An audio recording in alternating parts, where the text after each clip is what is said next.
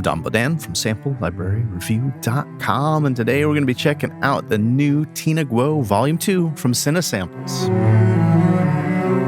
Tina Guo Volume 2 is designed as an expansion to the original Tina Guo acoustic cello legato library.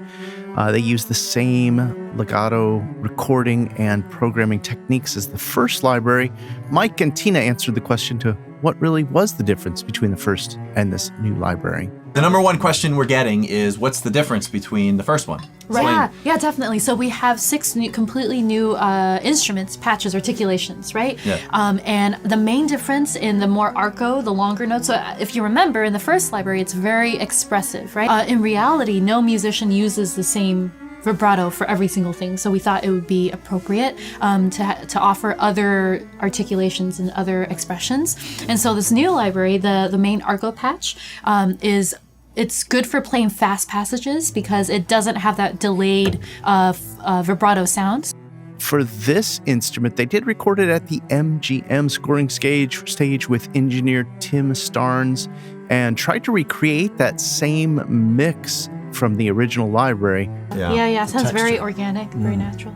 So just like the other one, we have these two mixes. We have the one which is like literally what you hear at Sony, right? Like the board mix, and then this guy over here, he did his own mix. My goal was to match the same mix that I did 4 years ago. Yeah. On your original. Right, on the first so one. that users can interchange these. Yes. And it doesn't sound like you're switching to a different mix.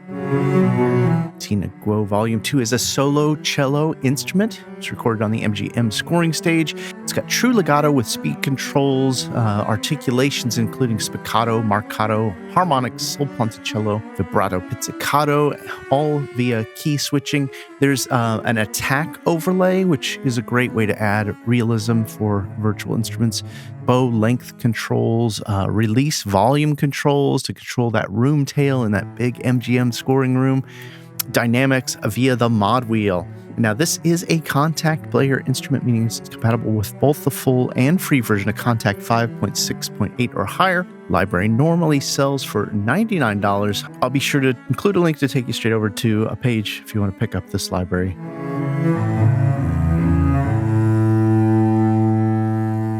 Probably on half of the times I would pull it up with the original Tina Guo instrument, which I really love. I just felt it was too much. And this one has a much more, it seems to perform much more realistically than the other library.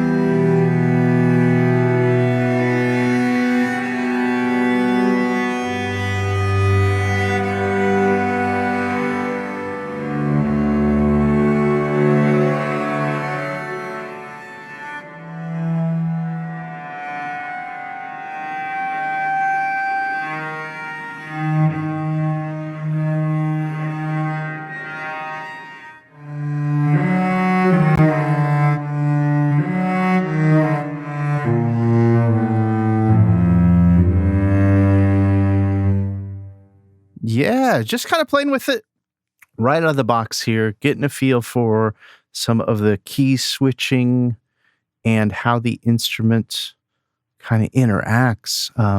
Found these sul pont. These are just really great sounding. And I love the ability in this instrument to both play chords and have the same instrument loaded up for your legato.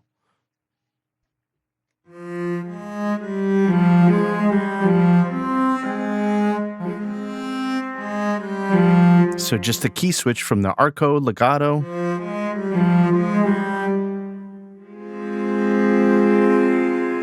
We'll give you the sol pont with that key switch, and you can play the chords there.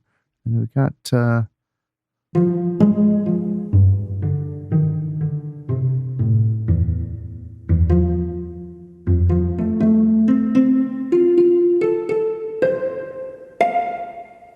Now there is reverb control, so I'm always kind of curious to hear what the mix sounds like with the IR verb turned off.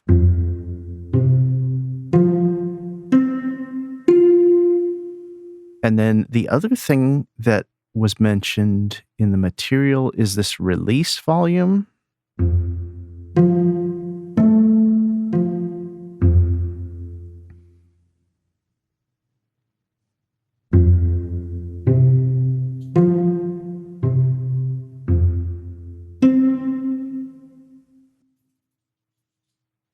And it does have a little bit more of the room. There's also the sample set of the raw mix. You can see switching from Tim's mix to the raw mix actually reloads a new sample set. I downloaded this right to my spinning drive. It's not on an SSD, so you can see my load time is a little slower.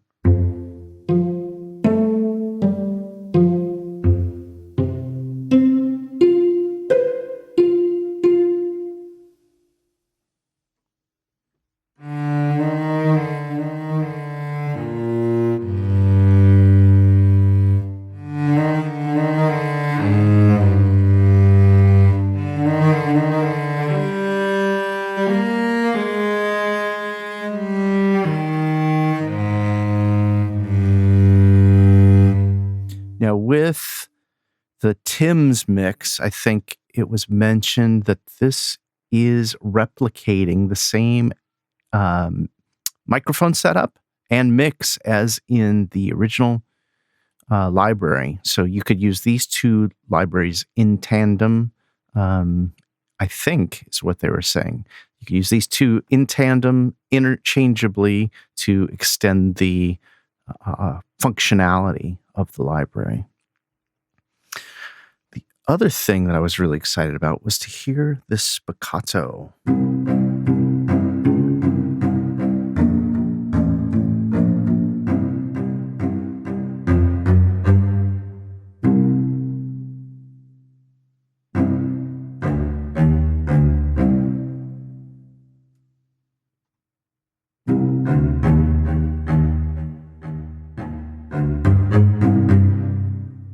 Now, just because of the nature of recording in that MGM stage, you do have a lot of room sound.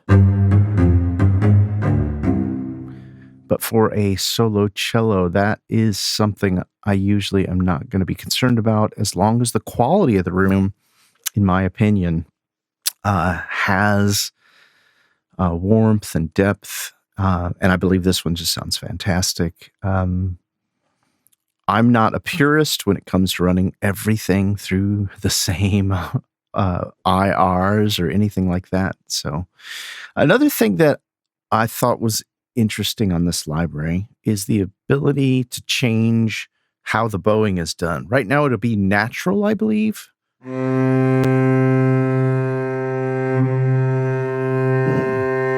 So you actually hear the rebow that Tina plays. And when you do this, it turns it into an infinite bow. So it either doesn't rebow, doesn't rebow.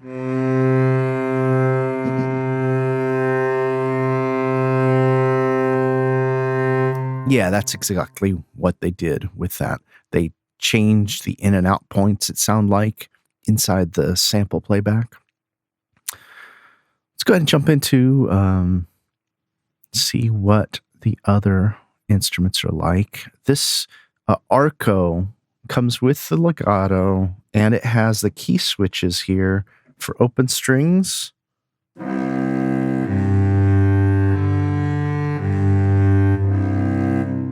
Sol pont. Harmonics.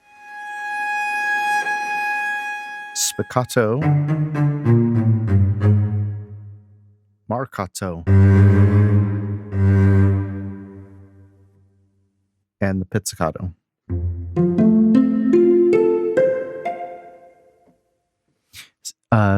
So this seems like it could be the go-to to get going. Now, this is the first NKI here, and as far as I can tell, the next NKIs here are just loading up the articulation that's listed, although you still have the key switches, so you're still able to load up the different key switches. So I'm unclear as to the difference between the first instrument and the next 7, kind of going through them. And I did watch the official video, look through the documentation. I couldn't figure out exactly why these were done this way, except maybe it's easier for you to pull it up and it automatically loads your sol pont. Although if you had any of these 7 up, that D key switch would automatically load up your sol pont anyway. So the next collection of instruments are these mini phrases and effects. It's really cool the way they've done these as well. So let's check some of them out.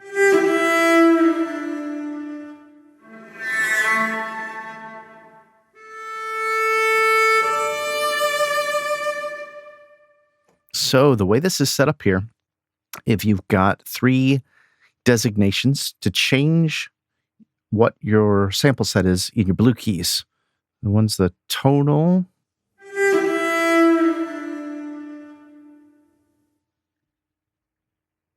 and the next one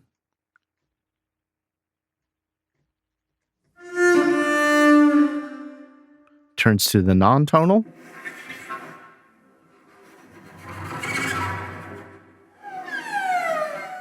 So with our tonal, we also have the green key switches, and that will change key, which is kind of cool.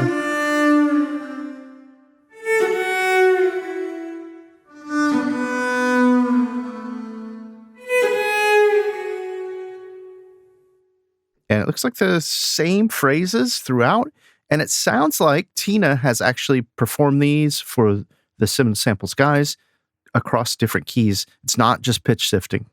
So you can really hear a difference. I'd have to look in the documentation to verify that, but to my ear, I don't hear it just pitching up inside contact. Then there's also the ability to change the phrase collection from minor to major.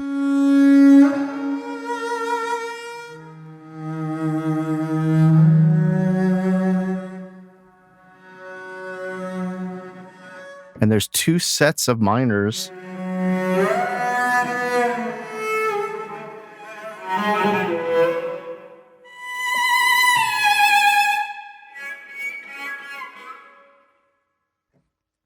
So that is pretty cool because this is a great way to add some realism, liveliness, especially when you consider it's using the same mix setup. Same sound quality as the performance instruments, the multi-sampled instruments. So now we've got the mini phrases with granular sparse. So I'm not sure what to expect here.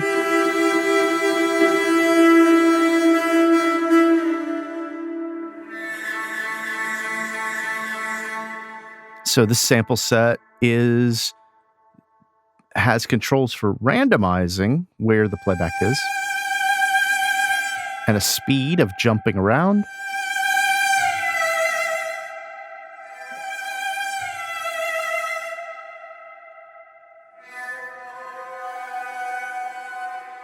It's not as deep of controls as a lot of the granular synthesis inside contact for other developers' instruments that I've played with, because you could really do some great wacky stuff.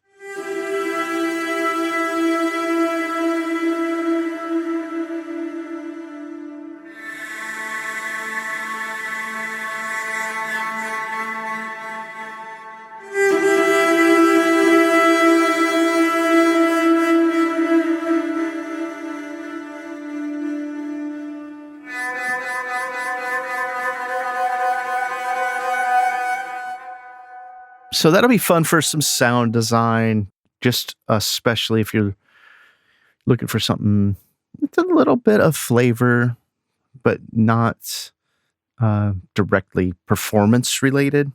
Very nice for effects, I would assume.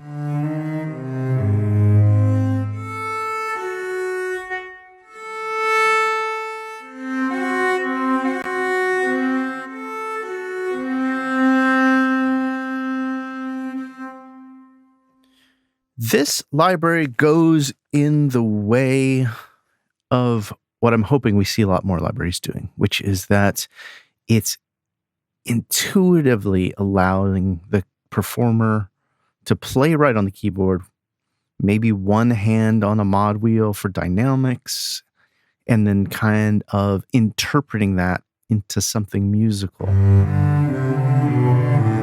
This is going to be a really wonderful addition to the original library, but I also feel like it could completely stand on its own. I'm really loving the sound of it. I especially like how they have handled the vibrato in this, because that was my critique really with the original instrument. It was just too passionate for a majority of the projects that I wanted to use it on. Although I love the sound of the original library, it's so much vibrato, so expressive right away, whereas this one feels to have a little bit more natural, a little more playability, and flexibility across different genres. So cool stuff. I'll include a link to take you straight over to Sample Library Reviews instrument page for this library, where we'll have any demos, the reviews, the official videos, any other reviews we find about the library as well. I was just really excited to check it out and share this quick look with you guys today. Thanks for taking a little time to spend with me here. I always appreciate it. A little like with that thumbs up. If you got the original library, I'd love to hear your thoughts. Are you going to be picking up this new version 2? Or if you don't have version 1, are you going to be running over and grabbing this at $99? I think it's a real value for what you get. If you're not already, please subscribe to the channel, and be sure to head over to samplelibraryreview.com for our weekly deals page and reviews by our contributors.